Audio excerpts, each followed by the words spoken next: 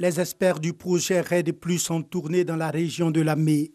Ils ont rencontré populations et autorités des localités de Yakassia Tobrou, Alépé, Adzopé et Akopé. Objectif, susciter un changement de comportement vis-à-vis de l'environnement à travers la sensibilisation des populations sur les causes et les impacts du changement climatique. Les acquis du mécanisme RED+ dans la région ont été également expliqués. Nous avons élaboré une carte d'occupation du sol de la région. Nous avons élaboré des plans de développement locaux dans les 7 villages d'intervention, c'est-à-dire Gébi, Mébifon, Diasson, Moboudi, Kosandi, Aboissokomoé et Alosso 1. Et nous venons de sélectionner les projets à financer dans ces villages pour un coût de 10 millions par village. En ce qui concerne l'agriculture, on accompagne aujourd'hui 800 producteurs dans l'amélioration de l'aide technique culturelle. Des résultats obtenus grâce à une adhésion des parties prenantes sur les changements climatiques.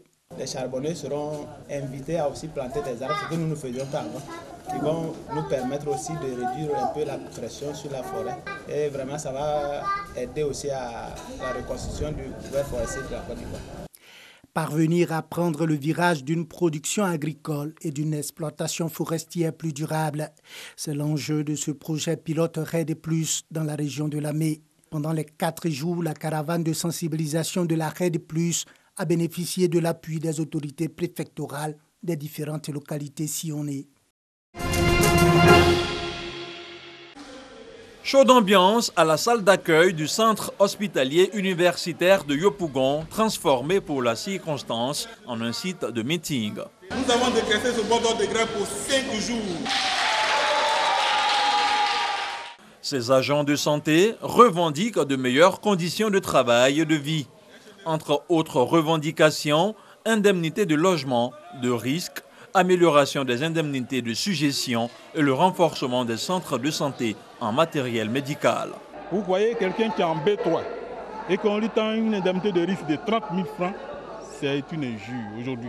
Nous demandons que notre école qui nous forme, l'INFAS, ait un statut clair.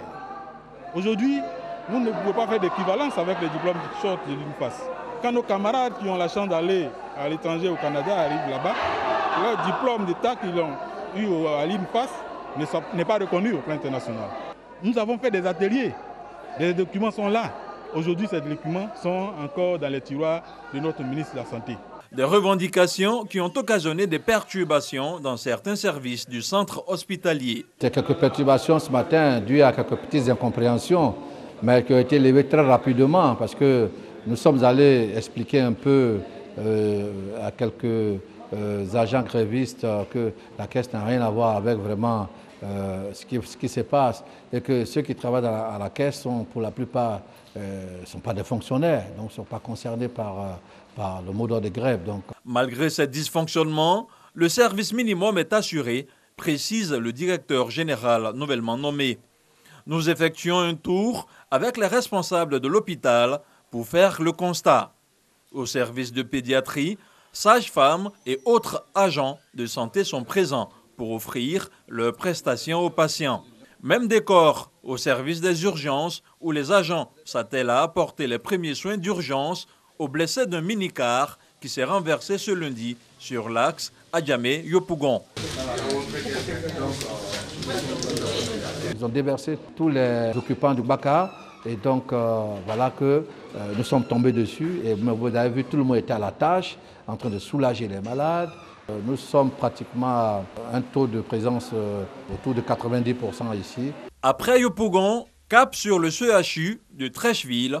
Ici également, le service minimum est assuré, sauf ceux de radiologie et de consultations externes qui sont restés fermés. Malgré qu'ils sont en grève, les médecins s'occupent de nous, vraiment. Moi, personnellement, je sais qu'on s'occupe de moi. Il a demandé comment ça va, on a fait quel radio, on a fait quel examen, il a tout expliqué. Ils nous ont donné des médicaments, ils ont fait des soins matin, malgré qu'il y a la grève. Il y a quand même le service minimum et le service minimum est constaté au niveau des urgences. Donc je voudrais parler des urgences médicales, des urgences chirurgicales et des urgences de pédiatrie. On continue de faire l'encadrement, on continue d'assurer la sécurité des malades qui sont là. Et je pense que le gouvernement Pendant ce temps, continue la négociation jusqu'à ce que tout rentre dans l'ordre. Cette grève des agents de santé fait suite à une décision prise à l'Assemblée générale extraordinaire tenue le 6 octobre dernier à l'initiative des 12 secrétaires généraux des syndicats de Cordi Santé et des syndicats associés du secteur santé, co-signataires du préavis de grève en date du 3 juillet 2018 et du 4 août 2018. Les grévistes attendent observer un arrêt de travail collectif de 5 jours renouvelable à compter de ce lundi 5 novembre 2018 dans toutes les formations sanitaires publiques.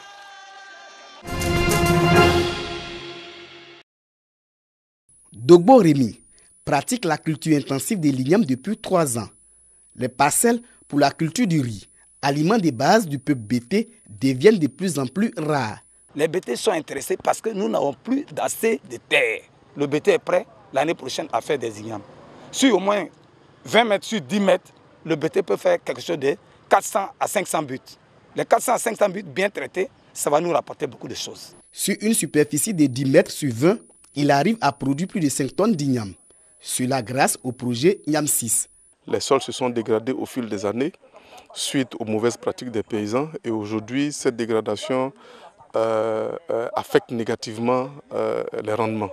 Et donc, notre objectif, c'est donc de générer des innovations qui permettront aux producteurs de restaurer cette fertilité de sol.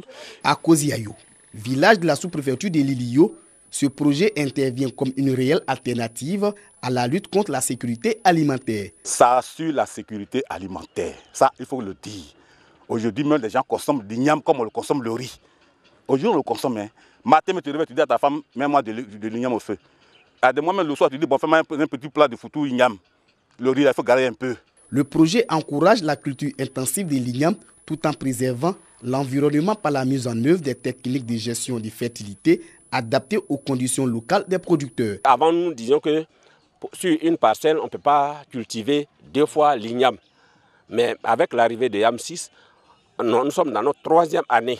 Et la 3e année, nous ne faisons que donner une bonne production, un bon rendement sur le même site. Ça nous donne d'économie parce qu'avant, quand on récolte un peu le cacao, c'est pour aller acheter de la nourriture.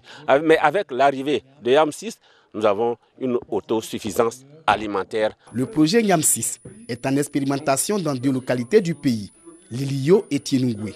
Quel bilan 4 ans après sa mise en œuvre, avant son extension dans le reste du pays? Nous avons mis en place des systèmes de rotation qui intègrent les légumineuses telles que l'arachide et puis le niébé, qui sont en fait des cultures alimentaires pour ces populations-là. Nous avons également introduit des systèmes de jachère de courte durée.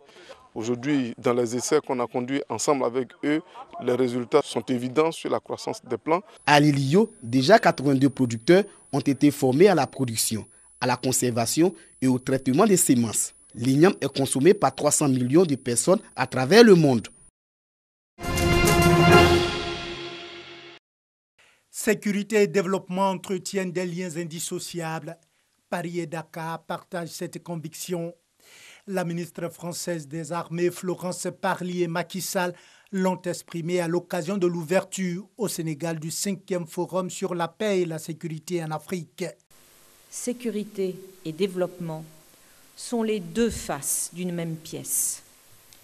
Les 2 ensembles sur lesquels nous devons agir par tous les moyens pour créer les conditions d'une paix durable. Partageant la même vision, Adama Barrow, le président de la Gambie, a développé sa stratégie en ce qui concerne son pays. Dans notre effort d'administrer la justice et d'unir la nation, la commission Vérité, Réconciliation et Réparation a été récemment établie et a commencé à travailler. Par ailleurs, la première phase d'une réforme majeure du secteur de la sécurité a également été entreprise. Nous sommes pleinement investis à aller vers la 2e phase. Chaque pays défend sa stratégie de sécurité, mais aucune d'entre elles ne se montre jusque-là infaillible et capable de soutenir un développement durable, selon des observateurs. D'où cet appel de Macky Sall, le président du Sénégal. Il appartient aux experts, militaires et diplomates, de nous dire ce qui ne va pas. C'est pareil en RCA. C'est pareil en RDC. Depuis 1960, l'ONU est au Congo. Il y a un problème. Pour Macky Sall, la paix, la stabilité et la sécurité sont les préalables au développement. Le 5e forum sur la paix et la sécurité en Afrique s'est ouvert ce lundi. Les 500 participants réfléchissent sur le grand thème de cette édition, le développement durable du Sahel.